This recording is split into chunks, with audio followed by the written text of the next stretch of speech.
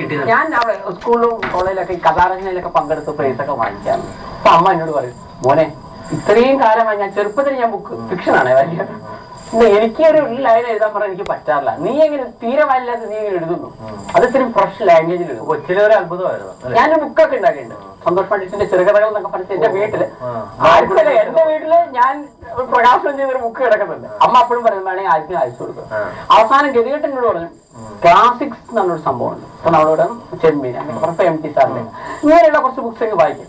Classic അതും ഞാൻ തയ്യാറായില്ല എന്നുള്ളതാണ്. ഞാൻ ചെറുകഥകളും വായിക്കാനൊന്നുമില്ല. ഒരു പട്ടിക്ക് അതിന്റെ വാല് കൊണ്ട് നാണം മറയ്ക്കാനാകില്ല. നീ വലിയവനാകാം എന്ന് കരുതി ഞാൻ ചെറിയവനാണെന്നുള്ള അർത്ഥമില്ല. ഒരുപാട് വിമർശനങ്ങളാണ് താങ്കൾ കൂടുതലും കേട്ടത്. ഇത്ര വിമർശനം കേട്ടിട്ടുണ്ട്. താങ്കൾ ഇതൊക്കെ പോരാടി നിൽക്കുന്നത് എങ്ങനെ? ഞാൻ പറഞ്ഞല്ലോ, ഇവിടെ ഒരു പോരാട്ടത്തിന്റെ ഒന്നിന്റെ ആവശ്യമില്ല. എനിക്ക് നേരത്തെ അതൊക്കെ കാര്യം എന്താണെന്ന് മനസ്സിലായിട്ടില്ല. ഇപ്പൊ തന്നെ നിങ്ങൾക്ക് അറിയാൻ പറ്റും, സിനിമ കണ്ടവർക്ക് അങ്ങനെ വിമർശനമുണ്ടോ? സിനിമ കണ്ടിറങ്ങിയ ഒരാൾക്ക് അങ്ങനത്തെ പ്രശ്നമുണ്ടോ? ആൾക്ക് വലിയ പ്രശ്നമില്ല. സിനിമ കാണാത്തവർക്കല്ലേ പ്രശ്നം വരുന്നത്. ഈ കാര്യം ഈ ലോകത്ത് ആധികാരികമായിട്ട് എനിക്കേ പറയാൻ പറ്റും.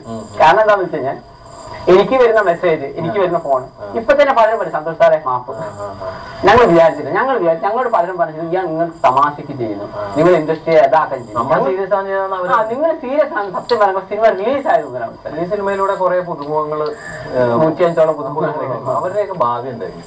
മലയാള സിനിമയ്ക്ക് ഇതേപോലെ തന്നെ ഞാൻ വിചാരിക്കും എന്റെ രണ്ടാമത്തെ സിനിമയായ ജിത്തുബായി എന്ന ചോക്ലേറ്റ് ബായി, ഇങ്ങനെ 1-2 സിനിമകൾ കഴിഞ്ഞാൽ ഈ നായിക ദാരിദ്ര്യം എന്നുള്ള വാക്ക് മലയാള സിനിമ പറയാതോ, സിട്ടതും ഇടാത്തതും മലയാളത്തിൽ ഉള്ളതും ഇല്ലാത്തതും നിങ്ങൾക്ക് ഏത് തരമാണ് വേണ്ടത് എല്ലാ തരക്കാരെയും ഞാൻ തരുന്നുണ്ട്. നായിക ദാരിദ്ര്യം ഒന്ന് പറയരുത്. അടുത്ത പടത്തിന് വേണ്ടിയുള്ള കാസ്റ്റിംഗ് ഒക്കെ തുടങ്ങി കഴിഞ്ഞു. ഓൾമോസ്റ്റ് നായകൻ ഞാൻ തന്നെയാണ്. തൽക്കാലം ആർക്കും വിട്ടുകൊടുക്കുന്നില്ല. വേറെ സിനിമ ലാലേട്ടനെ വെച്ച് ചെയ്യണം എനിക്കാകട്ടെ. ലാലേട്ടൻ വരുന്ന പടത്തിലായിരിക്കും നായകൻ. അല്ല, ലാലേട്ടനെ വെച്ച് ചെയ്യണമെന്നുണ്ട്. എനിക്ക് ഡയറക്ടർ ഞാൻ പറഞ്ഞല്ലോ, എന്റെ പ്രേസിക്കാന്ന് വെച്ച് കഴിഞ്ഞാൽ ഡയറക്ഷൻ എന്ത് വിട്ടാലും കഴിഞ്ഞിട്ട് ഡയറക്ഷൻ വിടാതെ നോക്കുകയാണ്. കാരണം അതാണ് ബുദ്ധി വേണ്ടത്. ബാക്കിയുള്ളവര് ഒരു സ്ക്രിപ്റ്റ് റൈറ്റർ എഴുതി കൊടുത്തു, അയാൾ പോയി. അപ്പൊ അഭിനയിക്കുന്നതിന് ബുദ്ധി വേണ്ടെന്നാണ്? ബുദ്ധി വേണ്ടെന്നല്ല ഞാൻ പറഞ്ഞു, ക്രിയേറ്റീവായിട്ട് അവർക്കും ചെയ്യാൻ പറ്റും. ഞാൻ പറയട്ടെ, എനിക്കിപ്പോ ഒരു ഹിസ്റ്റോറിക്കൽ ക്യാരക്ടർ അഭിനയിക്കണമെന്നുണ്ട്. ഞാൻ പറഞ്ഞ സൂപ്പർ സ്റ്റാറാ, പക്ഷെ എനിക്ക് വരുന്ന ഒരാൾ അങ്ങനെ എനിക്ക് റോള് തരുന്നില്ലെങ്കിൽ അതാണ് ഈ താരപരിവേഷത്തിന്റെ പ്രശ്നം. ഇതാണ് ഇതിന്റെ പ്രശ്നം. അതാണ് ഞാൻ പറഞ്ഞത്. പക്ഷെ ഈ യൂട്യൂബ് ഇല്ലായിരുന്നെങ്കിൽ ഈ സിനിമ എവിടെ ചെന്ന് അവസാനിക്കണം? യൂട്യൂബ് ഇല്ലെങ്കിലും ഈ സിനിമ നല്ല ഹിറ്റാവും. പക്ഷെ അതിന്റെ രീതിയിൽ വ്യത്യാസം. കമേഴ്ഷ്യൽ അല്ലെങ്കിൽ സമാനത ചിത്രങ്ങൾ ചെയ്യുന്നവർക്ക് എപ്പോഴും ഒരു അവാർഡ് മോഹം ഉണ്ടാവും. ഈ ചിത്രത്തെ എന്തെങ്കിലും ദേശീയ സംസ്ഥാന അവാർഡ് അങ്ങനെ എന്തെങ്കിലും മോഹിച്ചിരുന്നോ? കുറയ്ക്കല്ലേ, നമ്മൾ വല്ല ഓസ്കാർ കിട്ടിയതിലല്ലേ നിൽക്കുന്നത്. നമുക്ക് പിന്നെ ഐറ്റാ ചാടിയൊന്നുമില്ല. നമ്മൾ സംസ്ഥാനമാകും ദേശീയമാകുന്നില്ല. ഓസ്കാർ കിട്ടിയാൽ നമ്മൾ വാങ്ങിക്കും. അമ്മാരി കണ്ടൊന്നും നമ്മൾ ഈ പുതിയ നടിമാരുടെ കൂടി അഭിനയിക്കുന്നൊന്നുമില്ല. നമുക്ക് പൈസ റോയുടെ കൂടെ ആയാലും നമ്മൾ റെഡിയാണ്.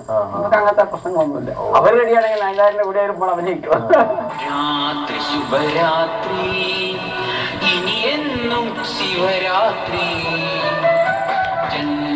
പുനർജന്മം നീ എന്നും കാമാക്ഷി, പ്രേമം പുതു പ്രേമം നീ എന്നും മണവാട്ടി, രാഗമനുരാഗം നീ എന്നും അനുരാഗി, ഓ പ്രിയേ ഓ പ്രിയേ ഓ പ്രിയേ.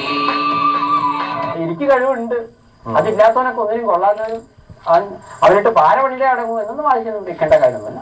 നമ്മൾ സാധാരണമായി ജീവിക്കുകയാണെങ്കിൽ തന്നെ ദൈവം നമുക്കെല്ലാം തരും. പിന്നെ ഞാൻ അവർക്കൊരു തുടക്കം കൊടുത്തു. നിങ്ങൾ ആദ്യം ജീവിതകാലം മുഴുവൻ എനിക്ക് എല്ലാവർക്കും ഇങ്ങനെ ചാൻസ് കൊടുത്തോണ്ടിരിക്കാൻ പറ്റില്ല. ബാക്കി അവനോട് സ്മാർട്ട്നെസ് ആണ്. വേറെ ആരെങ്കിലും പോയി കാണാൻ ഇനിയിപ്പോ നേരത്തെ പറയാലോ, സർജൻ കൃഷ്ണരാജയിൽ അഭിനയിച്ചു, ഞാൻ വില്ലനായിരുന്നു, ഞാൻ കോമഡിയനായിരുന്നു, പറഞ്ഞു വാങ്ങിക്കുക. അല്ലാതെ ഇപ്പൊ ഇത് ജീവിതകാലം മുഴുവൻ എന്റെ എല്ലാ സിനിമയിലും അഭിനയിക്കാന്നുള്ള അങ്ങനെ വിചാരിക്കുന്നത്. മറ്റുള്ളവരുടെ സിനിമ നോക്കും. അപ്പോൾ താങ്കളുടെ അഭിപ്രായത്തിൽ ഒരു നല്ല സിനിമ എന്താണ്? ഞാൻ മനസ്സിലാക്കുന്നത് നല്ല സിനിമ എന്ന് പറയുമ്പോൾ ഒരു കലാകാരന്റെ ധർമ്മം എന്ന് പറയുന്നത് മറ്റുള്ളവരെ എന്റർടൈൻ ചെയ്യിക്കണം. എന്തും നിങ്ങൾ ഏത് തരം കലാകാരനായാലും കുഴപ്പമില്ല. നിങ്ങളൊരു കാര്യം തുടങ്ങി അത് അവസാനിക്കുന്ന ഒരാൾ കണ്ടിരുന്നാൽ നിങ്ങളെ വിജയം.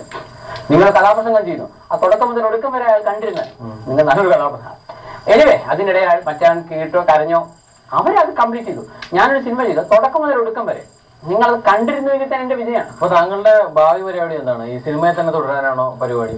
പ്രേക്ഷകർ എന്താണ് പ്രതീക്ഷിക്കുന്നത്? തീർച്ചയായിട്ടും ഞാൻ സിനിമയിൽ തന്നെ തുടരാനാണ് വിചാരിക്കുന്നത്. എന്റെ രണ്ടാമത്തെ സിനിമ ജിത്തുബായി എന്ന ചോക്ലേറ്റ് ബായ് എത്രയും പെട്ടെന്ന് തുടങ്ങണമെന്നുണ്ട്. പക്ഷെ എന്ത് ചെയ്യും, എല്ലാ വഴിയും അത് തന്നെ ചെയ്യുന്നതുകൊണ്ടാണ്. അതിലെ സോങ്സ് ഇപ്പൊ തന്നെ ഇന്റർനെറ്റിലും 2 ദിവസമായിട്ടുള്ളൂ. നിങ്ങൾക്ക് ഇപ്പൊ നോക്കിയറിയാം. 20,000 പാടാവോ? ചിത്തുബായി ചോക്ലേറ്റ് ബൈ. ഓക്കെ. ഇംഗ്ലീഷാണ്. Music is the name of love, love. Puppy, your name is love, love. Kissing is the part of love, love. Marrying is the result of love, love. You are my Jackson, Michael Jackson. You are my lover, crazy lover. Music is the name of love, love. Puppy, your name is love, love. കൊള്ളാം. എല്ലാ ടൈമും ഞാൻ 8 പാട്ടുണ്ട് പതിപോലെ തന്നെ. ഈശോയുടെ episode